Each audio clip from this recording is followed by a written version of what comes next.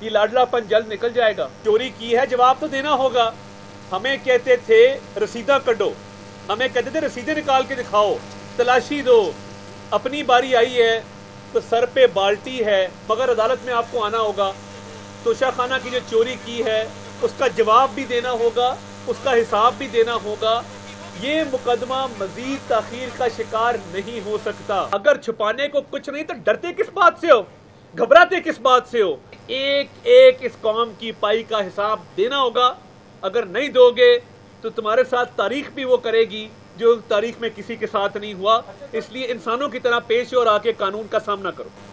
ذہن میں رہے کہ دائرہ اختیار کو چیلنج کیا گیا, جج صاحب کی ٹرانسفر اپلیکیشن ڈالی گئی اور اسلام آباد ہائی کورٹ میں مقدمہ 3 ہفتے چلا, اور جب چیف جسٹس اسلام آباد ہائی کورٹ نے فیصلہ محفوظ کیا تو کہا گیا ہمیں آپ پہ اعتماد نہیں ہے. آپ کو کس پہ اعتماد ہے؟ آپ کو کیا تب اعتماد ہوگا جب گھر آ کے آپ کی بریت کی چٹ آپ کو جج صاحب دے دیں گے. چوری کی ہے جواب تو دینا ہوگا. ہمیں کہتے تھے رسیدہ کڈو, ہمیں کہتے تھے رسیدیں نکال کے دکھاؤ, تلاشی دو, اپنی باری آئی ہے تو سر پہ بالٹی ہے, سر ٹانگیں کانپ رہی ہیں, اور عدالت کے روبرو کھڑے ہونے سے جو ہے وہ جان جاتی ہے.